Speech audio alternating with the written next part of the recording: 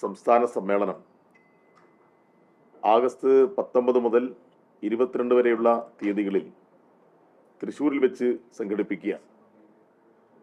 സമ്മേളനം വിജയിപ്പിക്കാൻ KV അബ്ദുൽ ഖാദർ ചെയർമാനും DYFI ജില്ലാ സെക്രട്ടറി റോസൽ രാജ് കൺവീനറുമായിട്ടുള്ള ഒരു കമ്മിറ്റി കുറച്ച് മാസങ്ങളായി തൃശ്ശൂരിൽ പ്രവർത്തിക്കുകയാണ്. വിവിധ അനുബന്ധ പരിപാടികളെല്ലാം സംഘടിപ്പിച്ചുകൊണ്ട് നല്ല നിലയിലുള്ള പ്രചരണം, നല്ല യുവജന ബഹുജന പങ്കാളിത്തോടുകൂടി വിവിധ പരിപാടികളും അവിടെ നടന്നു വരികയാണ്. സെമിനാറുകളും പാനൽ ചർച്ചകളും കലാസാഹിത്യ കായിക മത്സരങ്ങളും ഉൾപ്പെടെ ആയിരക്കണക്കിന് യുവതി യുവാക്കൾ പങ്കെടുത്ത വിവിധ പരിപാടികളാണ് അവിടെ നടന്നത്. സമ്മേളനത്തിൻ്റെ പ്രതിനിധി സമ്മേളനം 20-ാം തീയതി രാവിലെ 10 മണിക്ക് തൃശ്ശൂർ റീജിയണൽ തിയേറ്ററിൽ പ്രത്യേകം തയ്യാറാക്കിയിട്ടുള്ള സമ്മേളന വേദി കൂത്തുപറമ്പ് രക്തസാക്ഷി അനശ്വരനായ സഖാവ് പുഷ്പന്റെ പേരിലാണ് ആ പ്രതിനിധി സമ്മേളനം നടക്കുന്നത്.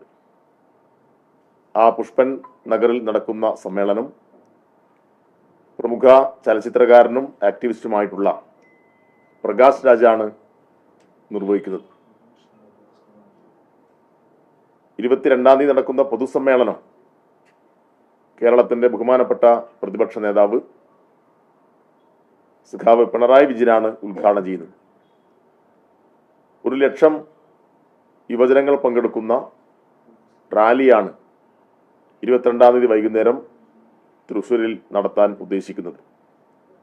ആ റാലിയിൽ ഡൽഹി വിദ്യാർത്ഥി സമര നായിക ഐഷി ഘോഷ് ഉൾപ്പെടെയുള്ള യുവജന വിദ്യാർത്ഥി മേഖലയിലെ പ്രമുഖർ പങ്കെടുക്കുന്നുണ്ട്.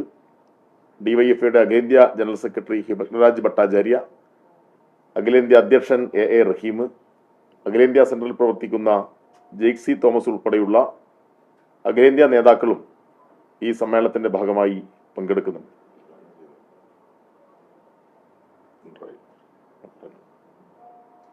സമ്മേളനം വിവിധ സെമിനാറുകൾ സംഘടിപ്പിക്കുകയുണ്ടായെന്ന് പറഞ്ഞു. അതുപോലെ തന്നെ സമ്മേളന വേദിയിൽ അടുത്ത് തയ്യാറാക്കിയിട്ടുള്ള സെമിനാർ നഗരിക്ക് സഖാവ് സീതാറാം യെച്ചൂരിയുടെ പേരാണ് ഇട്ടിട്ടുള്ളത്. അതുപോലെ തന്നെ ചിത്ര പ്രദർശനം നടക്കുന്നുണ്ട്. അനുസരണനായ പോരാളി സഖാവ് കോടിയേരിയുടെ നാമധേയത്തിലുള്ള നഗറിലാണ് ചിത്ര പ്രദർശനം നടക്കുന്നത്. ചിത്ര പ്രദർശനത്തിന്റെ ഉദ്ഘാടനം ആഗസ്റ്റ് 15-ാം തീയതി വൈകുന്നേരം 4 മണിക്ക് DYFIയുടെ മുൻ സംസ്ഥാന അധ്യക്ഷൻ CN മോഹനാണ് നിർവഹിക്കുന്നത്. കൂടാതെ ഈ സമ്മേളനത്തിന്റെ ഭാഗമായി പതാക, കൊടിമര, ദീപശിഖ ജാഥകൾ സംസ്ഥാനത്തിന്റെ വിവിധ കേന്ദ്രങ്ങളിൽ നിന്ന് പുറപ്പെടുന്നുണ്ട്. പതാക ജാഥ കൂത്തുപറമ്പ് രക്തസാക്ഷി സ്മാരകത്തിൽ നിന്ന് DYFIയുടെ പ്രഥമ പ്രസിഡന്റ് സഖാവ് EP ജയരാജൻ ഉദ്ഘാടനം ചെയ്യും. പതാക ജാഥയുടെ ലീഡറായി DYFIയുടെ സംസ്ഥാന ട്രഷറർ സഖാവ് SR അരുൺ ബാബുവാണ് തീരുമാനിച്ചിട്ടുള്ളത്. പതാക ജാഥയുടെ മാനേജറായി M ഷാജറും പതാക ജാഥയിൽ അംഗങ്ങളായി R ശ്യാമയും അഡ്വക്കേറ്റ് LG ലിജീഷും ഉണ്ടാവും. കൊടിമര ജാഥ ആഗസ്റ്റ് 17-ന് രാവിലെ 9 മണിക്ക് DYFI കേന്ദ്ര കമ്മിറ്റി അംഗം ചിന്താ ജെറോം നേതൃത്വം കൊടുത്തുകൊണ്ട് തിരുവനന്തപുരം തേമ്പാമൂട് നിന്നും ആരംഭിക്കും. രക്തസാക്ഷികൾ ഹക്ക് മുഹമ്മദിന്റെയും മിഥിലാജിന്റെയും സ്മാരകത്തിൽ നിന്നാണ് ജാഥ ആരംഭിക്കുന്നത്. ജാഥയുടെ മാനേജറായി M ഷാജറും അംഗങ്ങളായി ഡോക്ടർ ഷിജു ഖാൻ, രജീഷ് വെള്ളാട്ട് എന്നിവരും ജാഥയിൽ ഉണ്ടാവും.